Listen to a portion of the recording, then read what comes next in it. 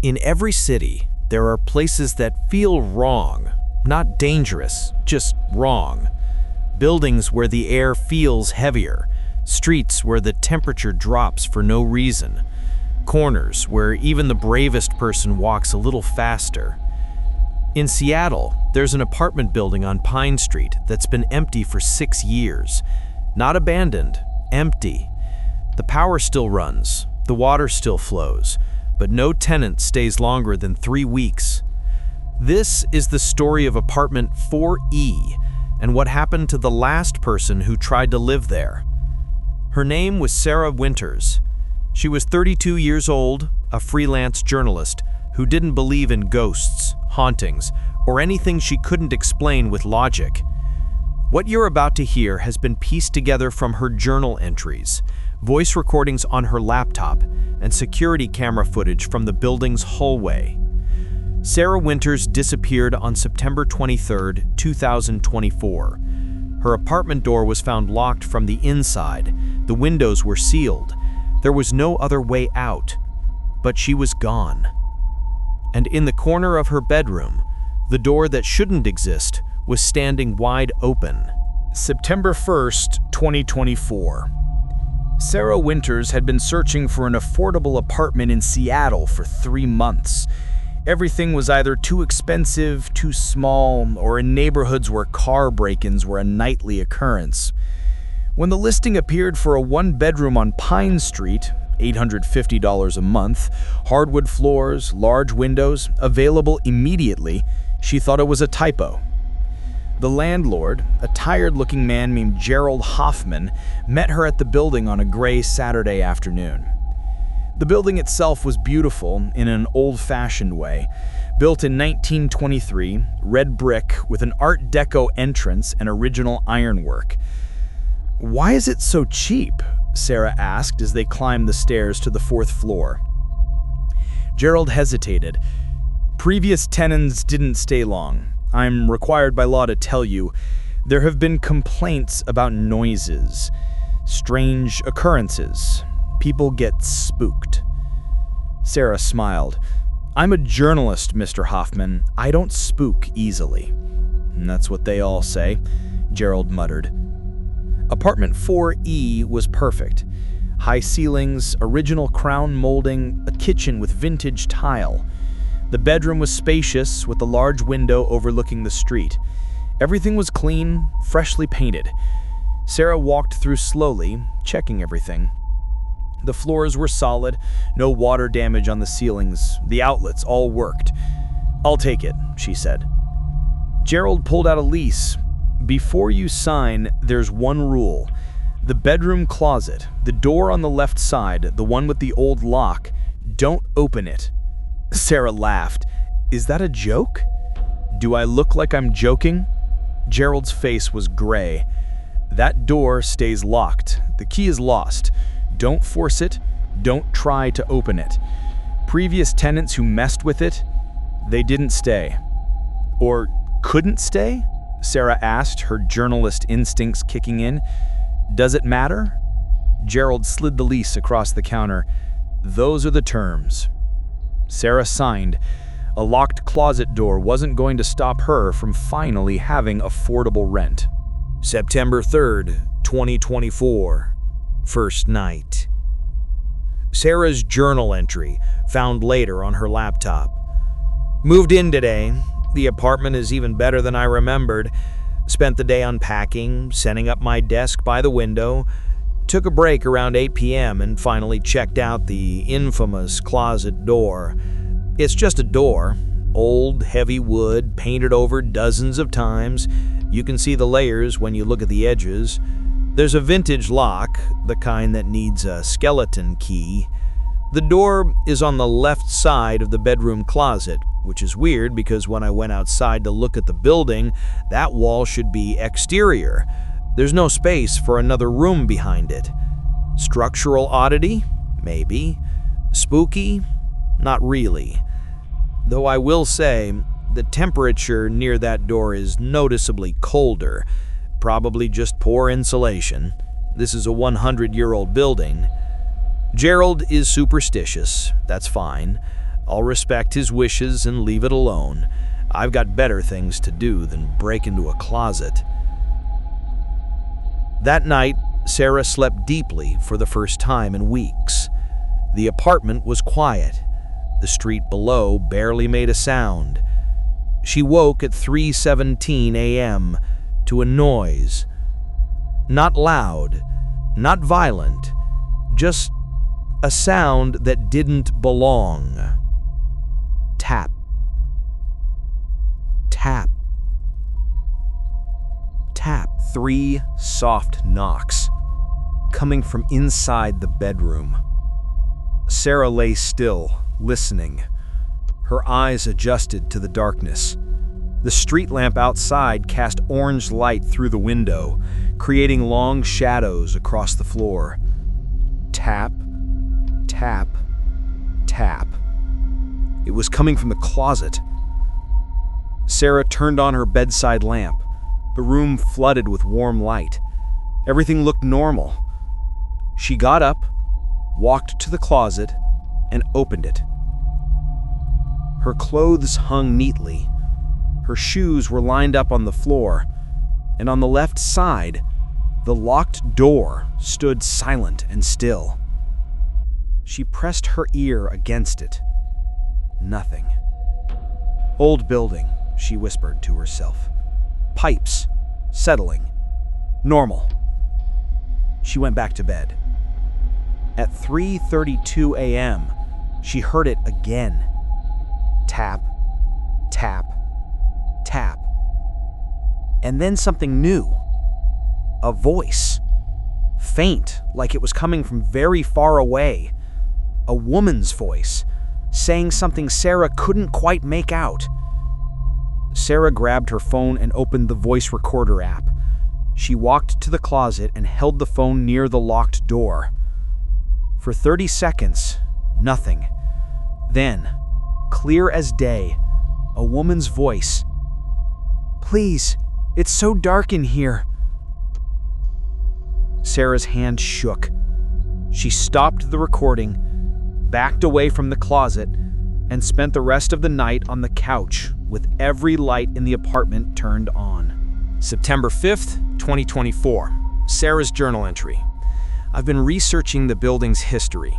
The Seattle Public Library archives had several interesting finds.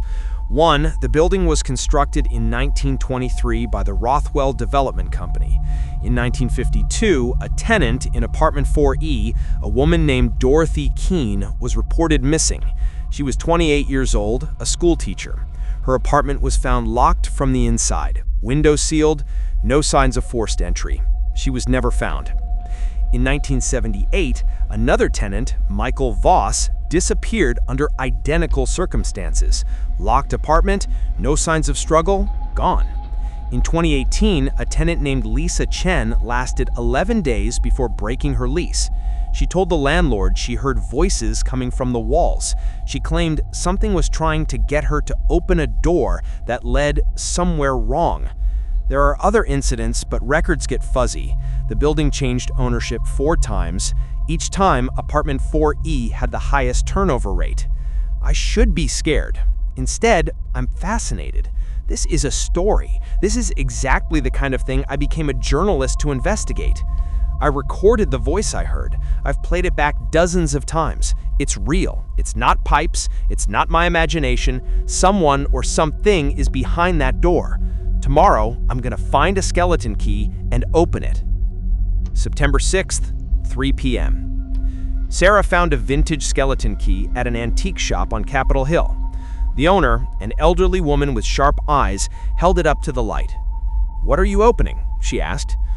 "An old closet door in my apartment," Sarah said. The woman's expression shifted. "Where do you live?" "Pine Street, the Rothwell building." The woman set the key down. "I can't sell this to you." "What? Why?" "Because I know that building." The woman's voice dropped. "My sister lived there in 1977, apartment 4E.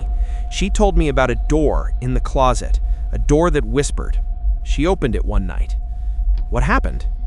The woman's hands trembled. "She came back different. She'd be gone for hours, said she was just in the apartment, but her watch would show days had passed. She stopped sleeping, stopped eating, just sat and stared at that door. One morning, I went to check on her. The apartment was empty, door locked from the inside. She was gone. Sarah felt a chill. Your sister was Michael Voss? The woman's eyes widened. How do you know that name? I found the missing person report. Michael Voss, 1978. Michelle. Her name was Michelle. She just started transitioning. The newspapers used her dead name. Sarah's throat tightened. I'm sorry. Don't open that door. Whatever's behind it, it takes people. It's been taking people for 70 years. Sarah bought the key anyway. September 7th, 2:47 a.m. Sarah couldn't sleep. She'd been lying in bed for 3 hours, staring at the ceiling, listening. The apartment was silent except for the distant hum of traffic. She kept thinking about what the woman had said. It takes people, but takes them where? At 2:47 a.m., Sarah made a decision. She got up, grabbed her phone, started a voice recording, and walked to the closet. The locked door seemed to radiate cold. Sarah could see her breath misting in the air in front of it. She pulled out the skeleton key. This is Sarah Winters, she said into her phone. It's September 7th, 2:47 a.m. I'm about to open the door in apartment 4E. If anyone finds this recording and I'm not here, send it to the police, and don't open this door after me. She inserted the key. It slid in smoothly like the lock had been waiting for it. She turned the key. The lock clicked open with a sound like breaking bone. Sarah grabbed the handle. It was ice cold, burning her palm. She pulled. The door swung open. Behind it was not a closet. Behind it was a hallway. Long, narrow, stretching back into impossible darkness. The walls were the same as her apartment, the same wallpaper, the same crown molding, but wrong, faded, rotting. The floor was covered in dust inches thick, and in that dust, Sarah could see footprints. Dozens of them, leading in, but not out. At the far end of the hallway, perhaps 30 feet away, was another door, and beneath that door, a strip of pale yellow light bled through. Sarah's recording captured her breathing, fast and shallow. She should close the door, lock it, call someone. Instead, she stepped inside. The temperature dropped instantly. It felt like stepping into a walk-in freezer. Sarah's breath came out in thick clouds. The hallway smelled wrong. Not rot, not decay, something older, like dust from a tomb that hadn't been opened in centuries. She walked forward. The door to her apartment remained open behind her, a rectangle of warm light growing smaller with each step. The footprints in the dust were different sizes, men's shoes, women's shoes, bare feet, all leading toward the door at the end. Sarah reached it. Up close, she could see the door was covered in scratches, long gouges in the wood, like someone had clawed at it from the other side, and carved into the door in shaking letters, "Don't let it see you." Sarah's hand reached for the doorknob, and from her apartment behind her, she heard a sound that made her blood freeze. The door she'd come through, the door back to her apartment, slammed shut. The warm light vanished. Sarah spun around, ran back down the hallway in total darkness, hands outstretched. She hit the door, grabbed the handle, twisted. Locked. She pounded on it. "Help! Someone help me!" Behind her, from the door at the end of the hallway, she heard a new sound. A lock turning, hinges creaking. That door, the one at the end, was opening, and something was stepping through. Sarah's phone recording continued. The audio is difficult to listen to. For 15 seconds, her panicked breathing, the sound of her fists pounding on the locked door. Then footsteps, slow, heavy, coming closer. Sarah, no, please. A voice, low and wet, like someone speaking through a mouthful of water. You opened the door. I'm sorry. I didn't know. Please, I just want to go home. The voice. They all want to go home. Dorothy wanted to go home. Michael wanted to go home. Jake wanted to go home. But the door only opens one way. What are you? I'm the threshold. I'm what happens when you go looking for things that should stay hidden. I'm the price of curiosity. The footsteps stopped. Close. Very close. The voice. You can go back, but not the way you came. How? Through the other door. The one at the end. Through me. A long pause. Sarah's breathing was ragged. What's through that door? Everywhere that isn't here. Every moment that never happened. Every version of yourself you never became. The space between seconds. The silence between heartbeats. A place where time moves differently. Where a minute becomes a month, becomes a year, becomes nothing at all. And if I go through, you'll find your way home eventually, but you won't be the same. None of them are. The ones who come back, they're wrong, hollow, like someone cut out everything that made them real and filled the space with static. On the recording, there's a sound like breathing, but wrong. Too many lungs, too many mouths. I don't want to go. Then stay. Stay here with the others. We have Dorothy. We have Michael. We have Jake and Lisa and all the others who opened the door. You'll have company. You're lying. You're trying to scare me. Yes, but that doesn't mean I'm not telling the truth. For 20 seconds, silence. Then Sarah's voice, barely a whisper. I'm going through. The voice. Good luck, Sarah Winters. Try to remember who you are. Footsteps. Running. Getting further away. A door opening. A sound like wind howling through a tunnel, but wrong, layered with screams and whispers and static. Sarah screaming. Then silence. The recording continued for another 6 hours, capturing nothing but the sound of the hallway breathing. September 23rd, 2024. Building manager Gerald Hoffman received a call from concerned neighbors. They hadn't seen Sarah Winters in over 2 weeks. Her mail was piling up.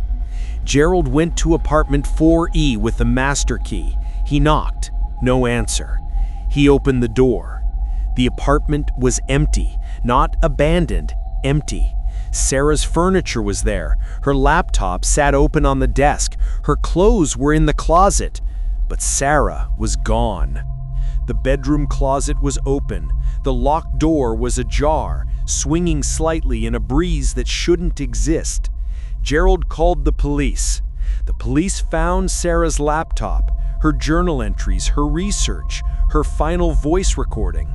They searched the building. They checked security footage. Sarah hadn't left through the front door. She hadn't left through the windows. She simply wasn't there anymore. The police sealed the apartment. Gerald changed the locks. The door in the closet was nailed shut, then covered with drywall. The apartment has been empty ever since. But here's the thing they don't tell you. 3 weeks after Sarah disappeared, a woman matching her description was seen at a coffee shop in Portland, 180 miles away. The barista remembered her because she seemed confused, disoriented. She kept asking what day it was. When the barista told her it was October 15th, the woman started crying. "That's not right," she said. "I just went through the door this morning. It's only been a few hours." The barista asked if she needed help. The woman looked up, and the barista later told police that her eyes were wrong, like there was nothing behind them, like she was a photograph of a person instead of an actual person. The woman left without ordering. Security footage from the coffee shop shows her walking out the door. But here's what the footage also shows. As she passes the camera, for just one frame, she flickers, like she's not entirely there, like she's a signal that's losing strength. She was never seen again. In Seattle, apartment 4E remains empty. The building management doesn't show it anymore. When people ask about the layout, they say it's only a 3-bedroom building. Apartment 4E is never mentioned. But late at night, the other tenants hear sounds. Knocking. Always 3 knocks. And a voice, faint and far away, calling for help. The door is still there, behind the drywall. Still locked. Still waiting. Because that's the thing about doors like that. They never really close. Once they're opened, they stay open just a crack. Just enough. Just enough for something to slip through. Or for someone to slip in.